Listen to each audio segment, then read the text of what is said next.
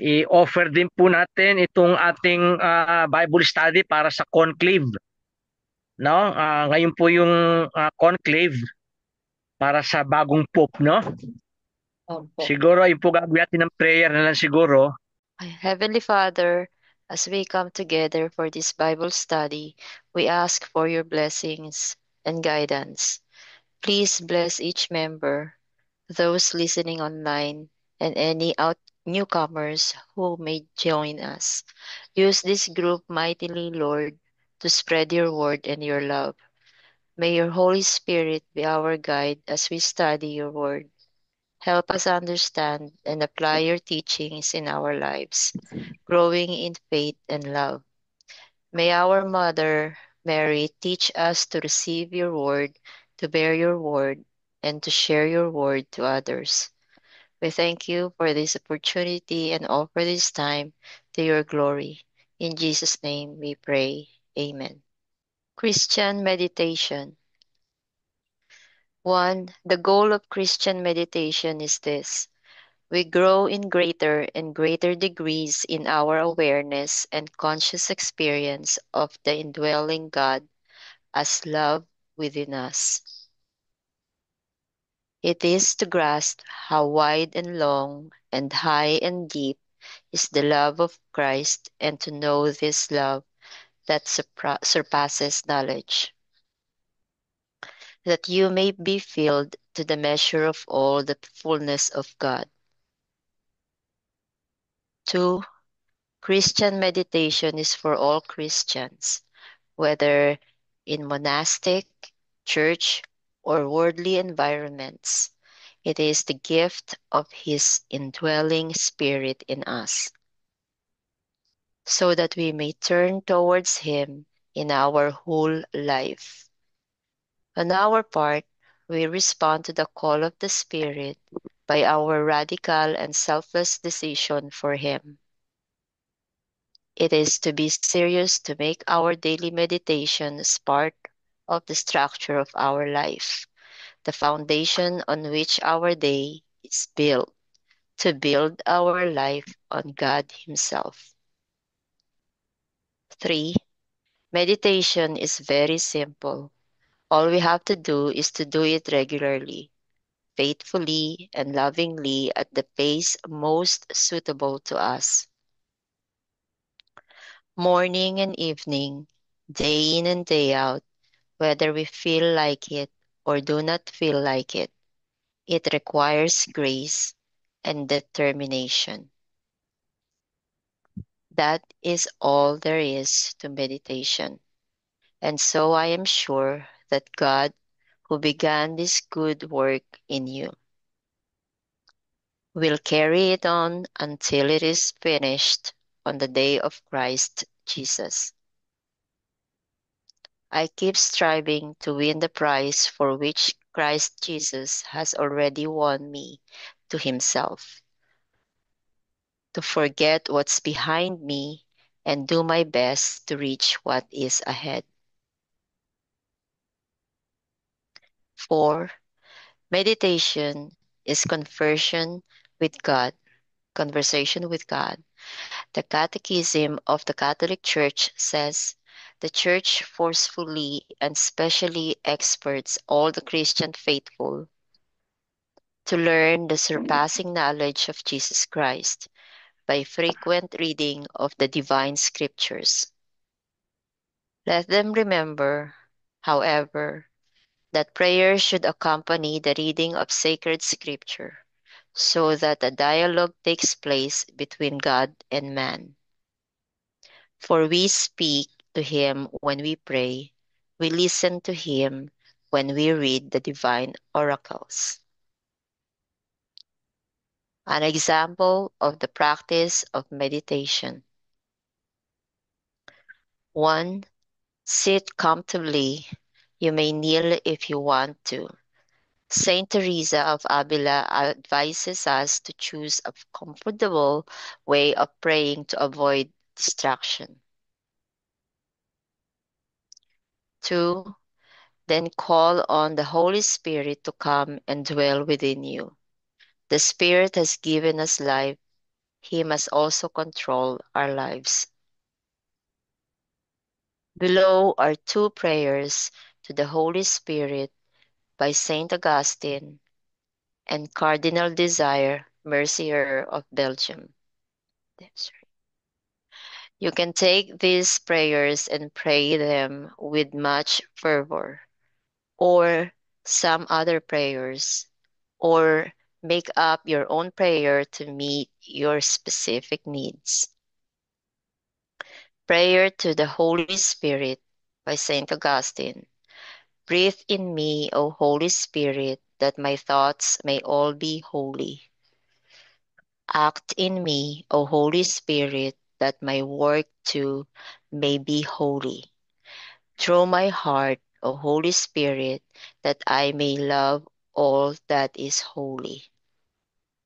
Strengthen me, O Holy Spirit, that I may defend all that is holy. Guard me, O Holy Spirit, that I may also be holy. Amen. Prayer to the Holy Spirit, Cardinal Desiree Mercier. I will reveal to you the secret of sanctity and of happiness if for 5 minutes a day you are able to quiet your imagination, to close your eyes to the things of the senses, to enter within your soul, which is the temple of the Holy Spirit, and there to speak with His divine Spirit. O Holy Spirit, beloved of my soul, enlighten me, guide me, strengthen me, console me, and tell me what to do. I promise to submit to whatever you desire of me and to accept everything you allow to happen to me. Let me only know your will. If you do this, your life will flow happily, serene, and consoled even in the midst of pain. In faith and love, acknowledge that God is in you and that God wants you to experience Him. In a few minutes, praise and thank Him for this truth that He is present in your life. God has made His home in you. 3. Then read a portion of the Bible and stop only where a word or phrase or a scene may strike a chord in your heart or have an impact on you. Examples: my father is working until now, and so I am working too. The Father Himself loves you. Neither do I condemn you.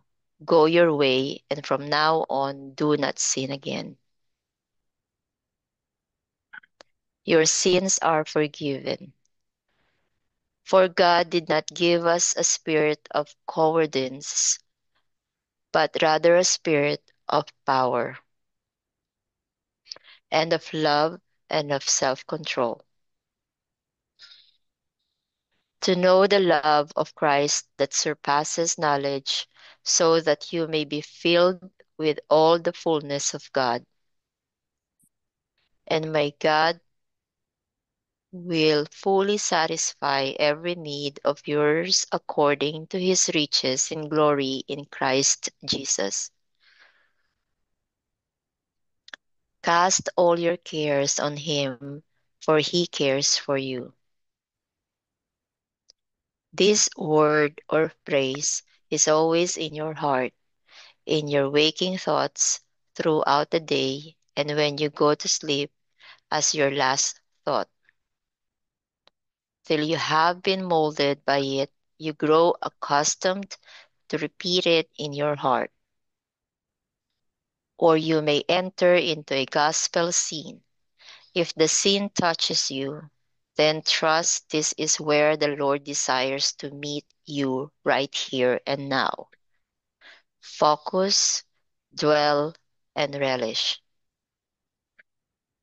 Fourth, upon being struck by that word or phrase or scene, close the Bible. Then Let that phrase or word or scene continuously dwell in your mind and pervade your being. Fifth, if distraction starts to come up, gently leave it and then come back again to the word or phrase or scene that struck you.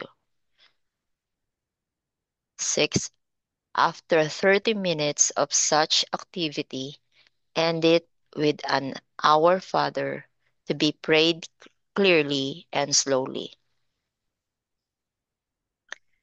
This prayer experience can be done in 30 minutes. Do it every day, twice a day if possible, one in the morning and one in the evening, and you will experience growth in your spiritual life. In the morning, while it was still dark, he got up and went out to a deserted place, and there he prayed. And he spent the night in prayer to God. The outcome of this prayer experience is that one will experience refreshment from the Lord. Come to me, and I will refresh you. In the midst of our busyness in our daily life and struggle, there will be an experience of joy and strength because of our union with the Lord. Abide in me as I abide in you, so that my joy may be in you and that your joy may be complete. And where does Jesus want us to abide in him? It is in the Eucharist. He who eats my flesh and drinks my blood abides in me, and I abide in him. God bless. Meron po ako rito, siguro dasalin po natin, no? Ano to, wala pang 1 minute ng prayer na to, no? Let us pray, Father, of the Son, and of the Holy Spirit. Amen. Come, Holy Spirit, guide the hearts and minds of the cardinals gathered in conclave. Fill them with wisdom, courage, and unity, that they may discern your holy will. Lead them to choose a shepherd who will serve with humility and faithfulness for the glory of God and the good of His church. Amen. In the name of the Father, and of the Son, and of the Holy Spirit. Amen. No? Ayun po ang prayer natin sa God Holy Spirit na ang mapiling Pope ay faithful sa Catholic teachings. The teachings of the Church that have been proclaimed since time immemorial. The time of Jesus na hinand niya sa mga apostles at yung mga apostles ay hinand nila sa mga successors until now. We will pray for that intention na yung mapiling Pope ay maging faithful sa mga teachings ni Jesus. At the same time, sa kanyang personal life, that he may become Christ-like shepherd. No, parang sinabi ni Jesus, no, kay Peter nung sa Gospel of John, remember, nung kumakain sila ng breakfast, 3 times tinanong ni Jesus si Peter. No? Ayun po yung readings no, last Sunday. No? Do you love me more than this? 3 times. Feed my lamb, feed my sheep. I love you. Yung mapiling po ay mahal niya si Jesus. Na maging faithful siya kay Jesus up to the end. No? Ayun po ang prayer natin. Ngayon po, yung topic natin, yung meditation. Yung mga iba, nahihirapan mag-meditate o hindi alam kung paano mag-meditate. Kasi pag meditate, mga nakapikit sila, nakaharap sila sa mga sa batong walang picture o mga Hindu style of meditation, no? Naka-lotus position. It starts with Christ. Yung Christian meditation, it is the prayer of Christ to His Father in the power of the Holy Spirit. Ayun po ang pagkakaiba ng Christian meditation sa meditation ng ibang mga religion. At yung Christian meditation, simple lang. Simpleng-simple lang po. Of course, nung sa seminary, na-expose kami sa maraming klaseng meditation, no? Merong Ignatian meditation, ng style ni Saint Ignatius of Loyola, ng mga Jesuits, no? Meron ding style of meditation na Carmelite, no, kay Saint Teresa of Avila at si Saint John of the Cross, no? Meron ding meditation na maraming points na ginagawa kapag binabasa mo yung gospel, no? Nung tayo namin sa seminaryo, sa gabi, sinusulat na namin kung anong topic na meditation namin for the next day. Medyo mahaba at medyo meticuloso. Pero yung basically yung Carmelite kind of meditation, pinakasimple yan. Ito po yung sinishare ko sa inyo. Pinakasimpleng meditation to. Kaya nga, gagawa ako ng pamphlet tungkol sa Christian meditation. Yung binasa natin ngayon, no? Kasi medyo, dahil binasa matagal, hindi nag-register sa atin. Pero pag nasa pamphlet, madali. Para lahat po na bibigyan kong recollection o retreat, marunong na mag-meditate. Gising tayo sa umaga o maring masyadong maaga, alone to pray. Pwede ka pumunta sa salas. O pwede ka pumunta sa kusina.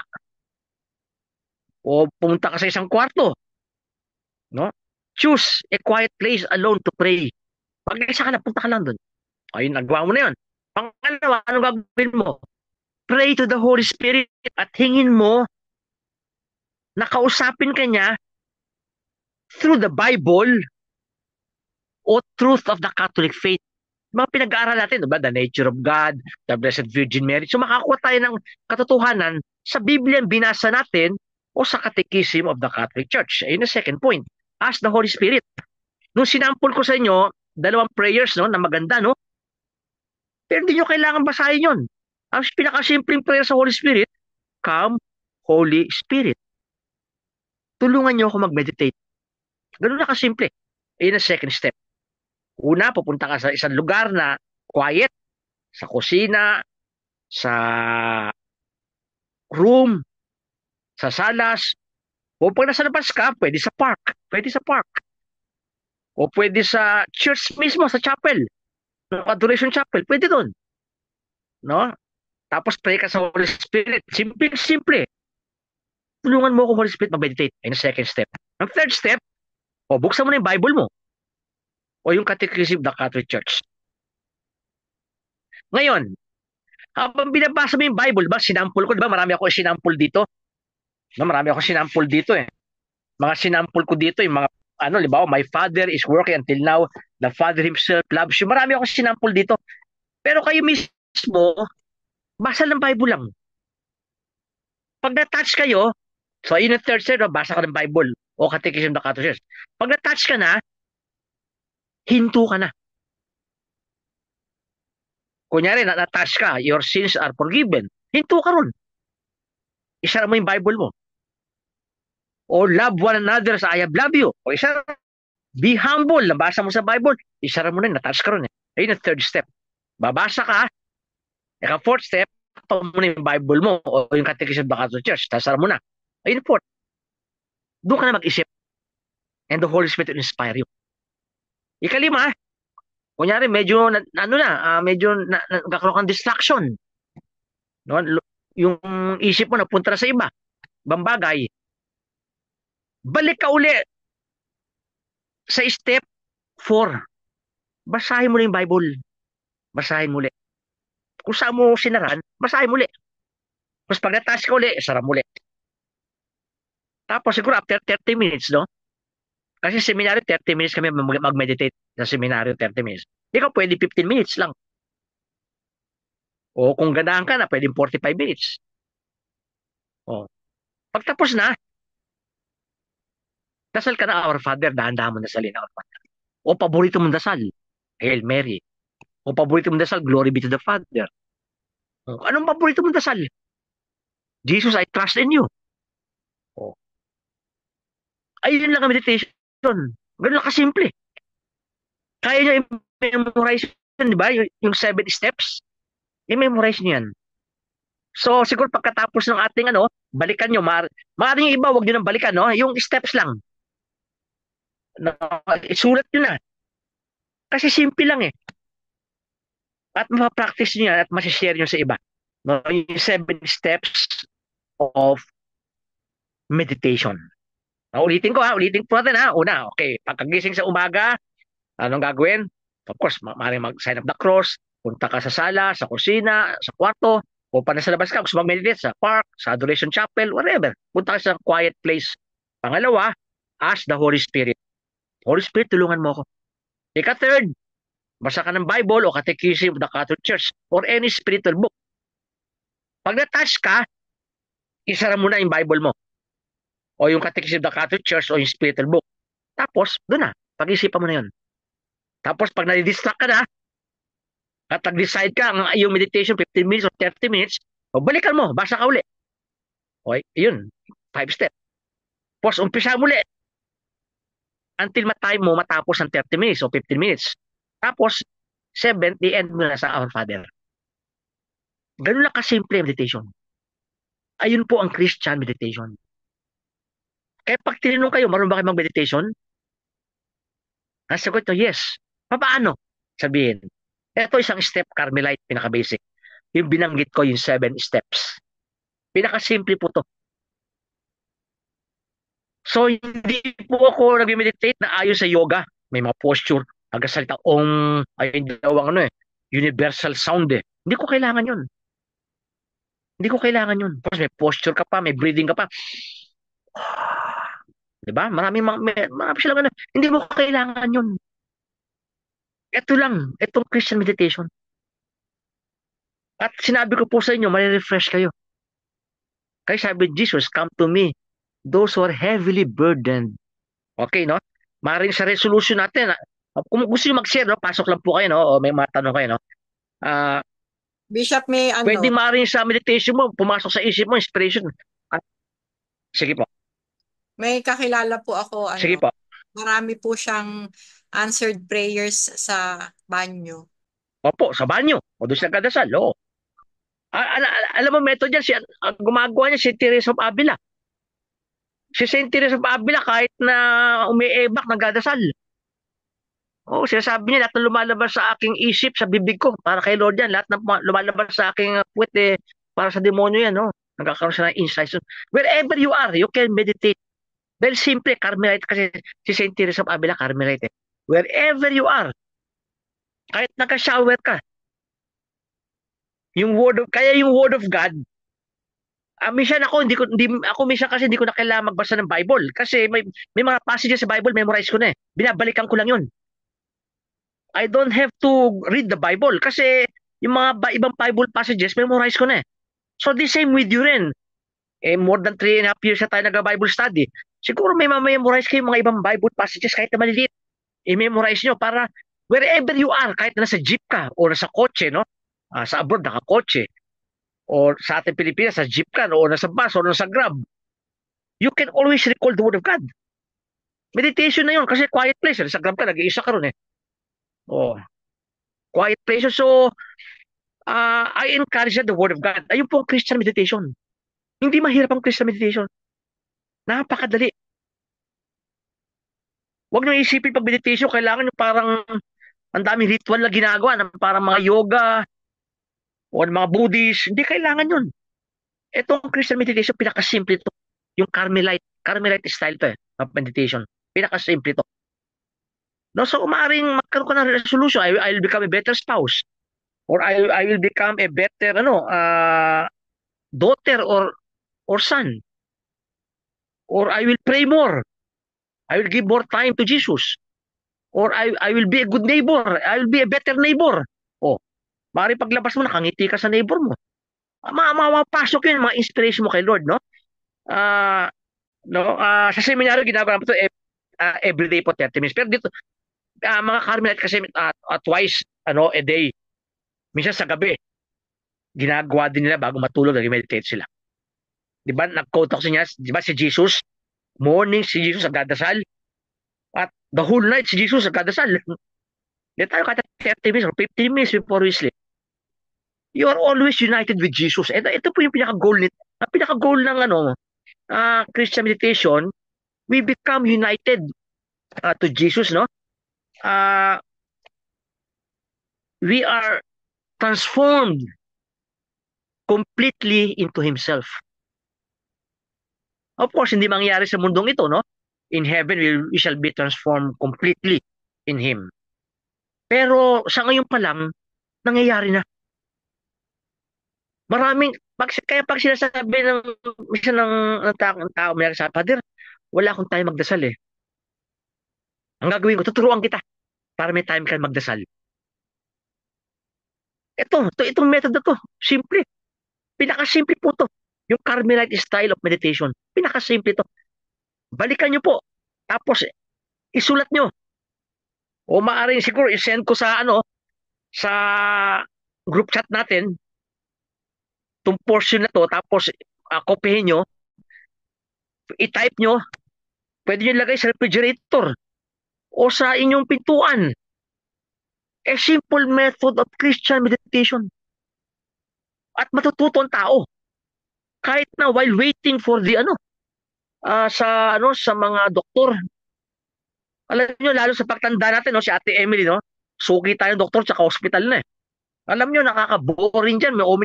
Very impatient sa hospital. Pero kung alam natin mag-meditate, simple-simple. Magiging profitable ang pagpunta natin sa hospital, Ate Emily, o sa doktor. O pagpunta lagi sa Mercury, no? Suki tayo ng drugstore. You can always meditate. Hindi maka ng 30 minutes, pwede 50 minutes, pwede 5 minutes. Ang pinaka-bottom line dito, merong Word of God. No? At kung memorize niyo, babalik-balikan yun. O Philippians 4:13. Simple yung mga binanggit ko rito. Isulat nyo, idikit nyo sa refrigerator hanggang ma-memorize nyo. Sa pintuan nyo. No, lang eh. Kaya yung simple lang, no? Ano your sins are forgiven. Para bothered tayo ng mga past natin, may sinabi si Jesus. Mark 2:5, your sins are forgiven. Pero hindi mo na kaya i-memorize sa Mark 2:5 eh. Alam mo na your sins are forgiven. Alalahanin mo na yun. Hindi na kailangan mag-memorize ng verse. Your sins are forgiven. At alam natin, when God forgives, He forgives us 100% completely true and true. Di mo napagandang feeling yan? I am forgiven by Jesus. Your sins are forgiven. Hindi mo kaya meditate ka. Iniisip mo your sins are forgiven. Ayun ang Word of God. Yung, di ba na-mention ko, the Word of God is living and effective. Kahit na hindi ka na mag-memorize ng verse, basta alam mo kung ano sinabi ni Jesus, okay na yun. Tapos, remember the woman caught in adultery? Ano sinabi ni Jesus? Neither do I condemn you. Go your way and sin no more. Hindi mo sinasabi sa akin ni Jesus yun? Habang nag-meditate ako ng 15 minutes lang. Hindi na kita kinukondemn. Humayo ka na. At huwag ka na uli magkakasala. Di ba, word of God yun eh. It is living and effective. At sinabi rin ni Jesus, diba? As the Father is working, I'm also working. Patuloy ka palang katrabaho, Panginoon. Ano ba trabaho ni Jesus? Di ba to save us? To heal us? To bring us to heaven? Thank you, Jesus, for working in my life. Hindi ko na kailangan mag-memorize ng Bible verse. John 5:17. Pero alam ko na kung ano sinasabi ni Jesus. No? Tapos natatakot ako. Nakalagay sa 2 Timothy 1:7, no? Ano nakalagay sa 2 Timothy 1:7? For God did not give us a spirit of fear, but rather a spirit of power, love, and self-control. Basta alam ko lang, pag natakot ako, Lord, hindi galing sa iyo yung takot na ito. Sapagkat ang binibigay mo sa akin ay espiritu ng power, love, and self-control. Iniisip ko yun. Hindi ko na kaya memorize. Pero kung ma-memorize nyo, o mailagay nyo sa, para nakakatawa, di ba? Pero totoo yan. Sa mga ibang monasteryo, pati sa pagkain nila sa table, nakasulat doon yung Word of God. Hindi corny yun. Kasi life natin yun eh. So pag natakot ako, Lord, ang binigay mo sa akin ay spirit of power, love, and self-control. Jesus, madama ko yung espiritu ng power, love, and self-control. Kahit hindi ko ma-memorize 2 Timothy 1:7, alam ko na. Kasi sinabi ni Jesus yun sa akin. Ayun, simple lang, no? Yung method ng, nag-meditate ka ba ngayon? Tanungin ka, oo. Ako, hirap na hirap ako mag-meditate eh. Simple lang, sabihin mo.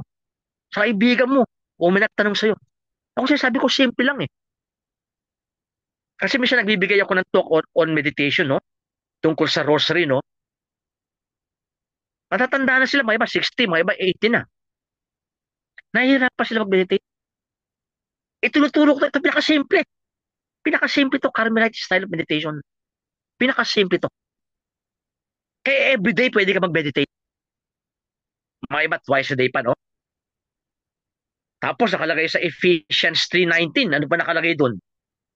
Yung love of Christ will fill us with the fullness of God.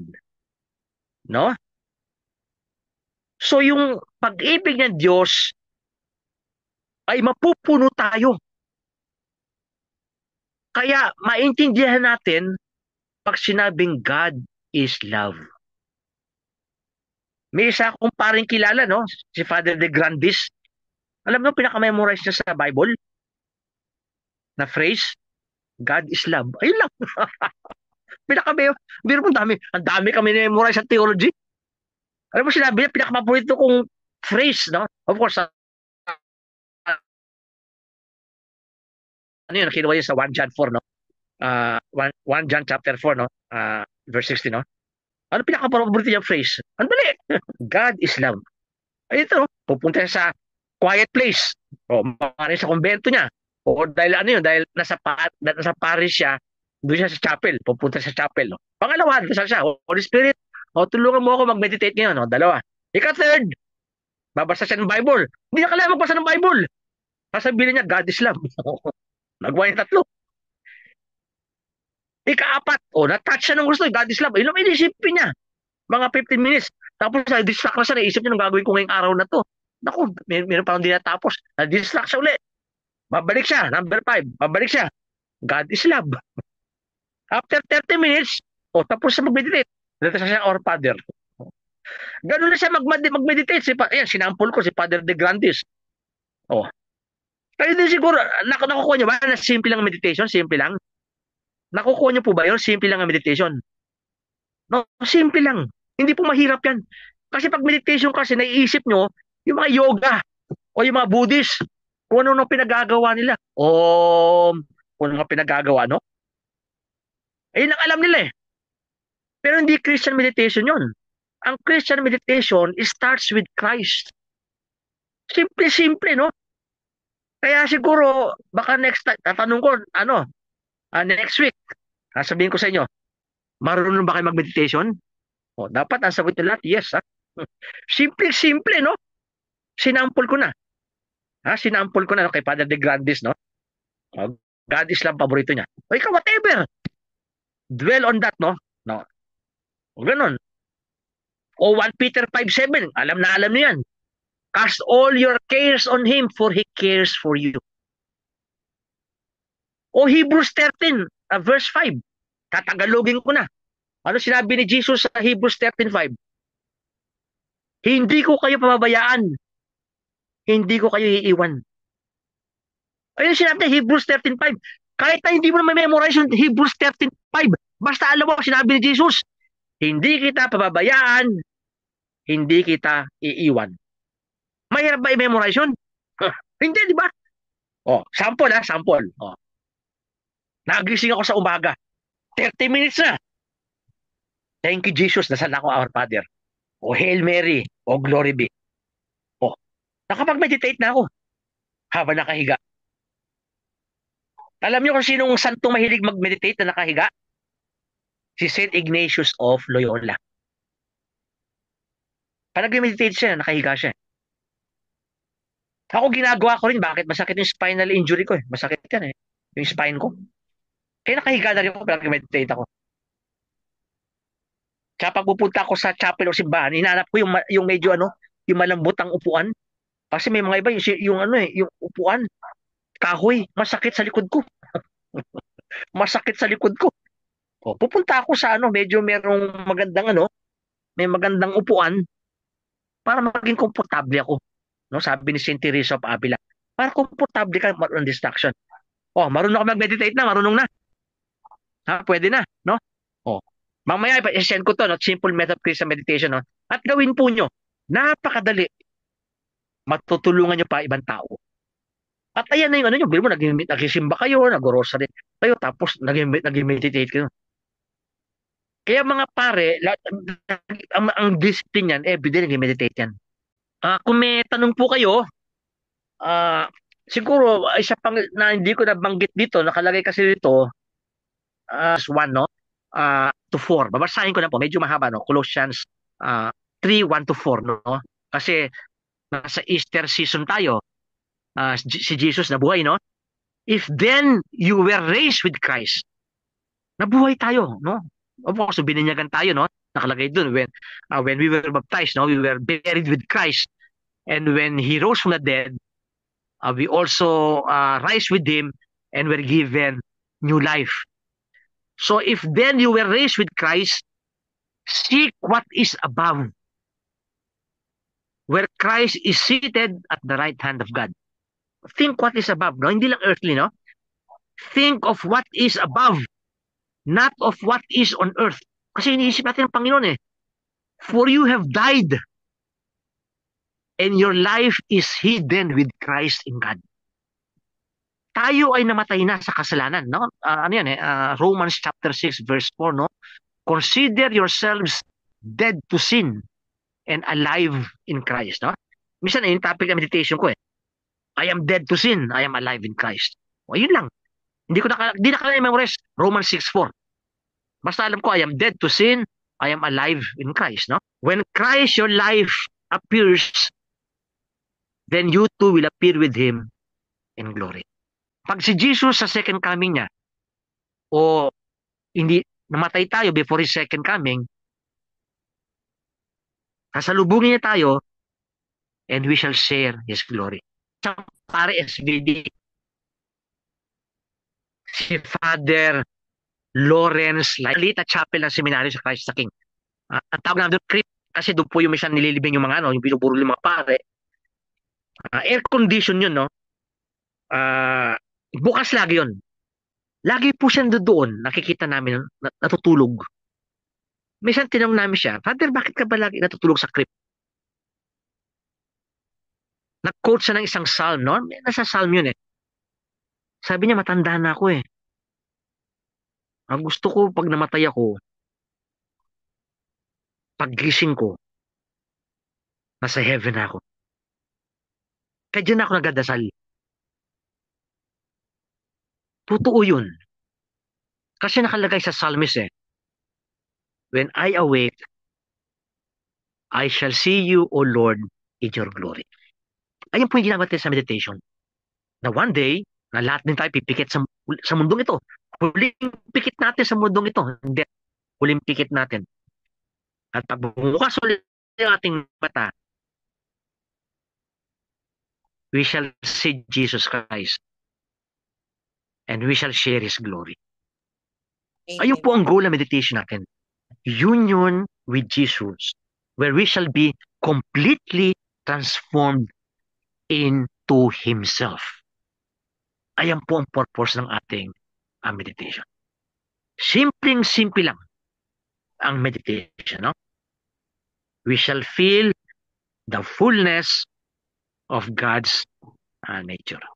O sige po, kung meron po kayong gustong i-share o tanong Gustong magtanong. tungkol sa meditation, no? Papadala ko to sa group chat natin, no? Pwede niyong kopyahin, ilagay niyo sa refrigerator o sa inyong pintuan para kung may makakita, magtanong, ganito ba mag-meditate? Tuturuan niyo na kung paano. No? Lahat po kayo ay busy, no? Maraming ginagawa, no? Kahit na nasa bahay ka lang, busy ka. O si Ate Emily, kahit nasa bahay lang, busy din yan. No? Minsan busy tayo dahil wala tayong ginagawa, no? No? Minsan wala nakaka-board, no? Kaya minsan lumalabas tayo, no? Pero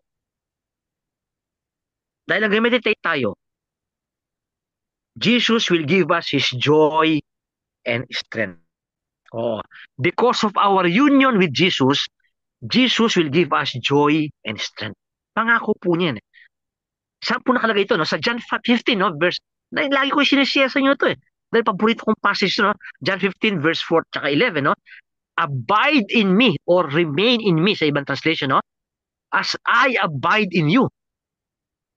So, si Jesus, nag-remain sa atin dahil tayo nag-remain sa Kanya. Cooperation natin sa Kanya. So that my joy may be in you. Bibigyan ka ng joy ni Jesus. And that your joy may be complete. Magiging kompleto ang ating joy. Bibigay niya sa atin yan. Try nyo. Try nyo. Mag-meditate kayo. Kahit na nasa bahay kayo, nababoard kayo. Try nyo yan. No? Kasi may din sa punta lagi kayo sa mall. Kasi sa mall. Kaya ako experience ko sa mall, pag nasa mall ako, nanghihina ako. Ewan ko na experience nyo rin yan. Pagkagaling kayo sa mall, matagal kayo. Minsan manghihina kayo. Bakit? Kasi lahat ng hininga ng tao doon, umiikot po sa mall yan 5 times bago mailabas yan. Ganyan po system ng air condition natin ngayon. Hindi pa advance ang air condition sa mall. Unlike sa ibang lugar, sa states, no? Yung isang beses na hininga ng tao, lahat ng tao, lumalabas lahat yan. Pero sa Philippines, at sa mga ibang third world countries, hindi pa ganun ka-advance ang ating mall air condition. Kaya yung lahat ng tao dyan na huminga at nilalabas ang hininga nila, bago makalabas po ng mall yan, 5 times umiikot yan. Kaya kung mahina ang katawan natin, halimbawa ako, katulad ng ime ng katawan ko, no? Tuwing lalabas ako ng mall, nangihina ako. Minsan inuubo ako. Kaya umiinom ako ng vitamins para lumakas uli ako. Dapat No, pala kaya, nagmamask, opo, and even sa mask, kasi hinihinga nyo po yun 5 times. Ewan ko kung may mga doktor nag-advise ng ganyan, no? Kasi may mga ibang doktor na very concerned sa health natin. Sinasabi nila, of course, maganda yung mall, marami ka nakikita roon, nakakain kayo, maganda yung kwentuhan nyo, magandang banding nyo, malamig. Isipin nyo, hinihinga nyo ang 5 times na, kaya kung mahina tayo, yung health natin madadali. No? Kaya ngayon, dahil nakarinig ako ng advice ng doktor, medyo umiiwas na ako sa mall. Dahil mahina katawan ko eh. Pero yung mga malakas dyan, pwede pa, no? Yung mga malakas dyan. Pero kung mahina na ako, iniingatan ko po yan. Kaya, Jesus will give us His joy. At yung joy niya, tsaka yung strength niya, no? Philippians 4:30, no? I can do everything through Him who strengthens me, no? Strengthens me. Saan mo nakukuha yan? Lalong-lalo na, no? Aside from meditation natin, no? Nakukuha natin yan sa Eucharist. Yung tatanggapin natin si Jesus. Si Jesus talaga na-receive natin. Ayan po laging na-emphasize ko sa mga lahat ng mga talks, sa mga sharing, no? Jesus, the Holy Eucharist is really Jesus. Ayan po ang joy tsaka strength natin. Isipin nyo, sa meditation nyo, Lord, sabi mo, bigyan mo ako ng joy and strength. Wala akong joy tsaka strength. Bibigyan ka ni Jesus during your meditation. Kasi, nakalagay sa 2 Timothy 1:7, hindi niya tayo binigyan ng spirit of fear, but the spirit of power, love, and self-control. Kung galit na galit ka, bibigyan ka niya ng self-control. Kung ayaw natin magmahal ng kapwa, ayaw natin magpatawad, bigyan ka ng love. Hindi mo kayang gawin, bigyan kang power. 2 Timothy 1:7. Hindi nyo kailangan i-memorize. Pero na-share ko sa inyo dito. Ang binibigyan niya sa atin is spirit of power, love, and self-control. Kaya, o sige po, kung meron po kayong i-share, no? Mag-share lang po kayo, no? Sige po. Marami pa sana akong gustong i-share, pero 6 minutes lang yan. Pero ultimately, this is the work of divine grace, no? Itong meditation natin, hindi yung parang, kasi mga yoga, parang ikaw gumagawa, kung nag-exercise. This is divine grace, no? The love of God, no? Yung spirit ng meditation mo, tuloy-tuloy yan. Akala mo natapos na after 15 minutes or 30 minutes, tuloy-tuloy ang spirit ng meditation. Paano? Pag sabi mo, I love you, Jesus. I love you, Mama Mary. Spontaneous prayer tawag dyan. Throughout the day, I love you, Jesus. I love you, Mama Mary. Jesus, help me. Huwag kayo maano sa mga prayers. Anong prayer ko? Huwag ka magkukumpos-kumpos na mahirap mag... Simple prayer, Jesus, help me. Jesus, I need joy. Jesus, I need strength. Jesus, I need humility. Jesus, I need a forgiving heart. Jesus, I need inner peace. Prayer na po yun. Task ko kay Lord, no? Lord, give us that grace, no? Opo. Ha? Sige. I will pray for, Jesus, I pray for the gift of meditation for Christ Family Prayer Group, for San Martin de Porres Church, sa community ni Brother Aldrin, no? Sister Karina. No, tinataas ko po, lalo may sakit ngayon, no? Si Sister Emily, si Ate Emily, si Brother John, si Brother Egay, si Ate Edith, si Ate Renita, Sister Jessica, si Sister Min, si Sister Kite, ang kanyang husband si Bill, si Brother Alvin, Lord, lahat po kahit na hindi nakadalo o nakikinig lang, give them that grace to practice meditation every day in their lives. So that their lives may become enriched, they become more united to you. Until one day, we shall be transformed completely into you. This we pray in Jesus' name. Amen. The Lord be with you And with and with your spirit. Spirit. May Almighty God bless you with every blessing of heaven and earth. In the name of the Father, and of the Son, and of the Holy Spirit. Amen. Amen. God bless po. Thank you po. God bless po. Brother. Oh, Thank you, Sige po. Sister Emma. Pati Sister Emma, si yung wife ni okay na po, Brother Alvin. Thank you. God bless.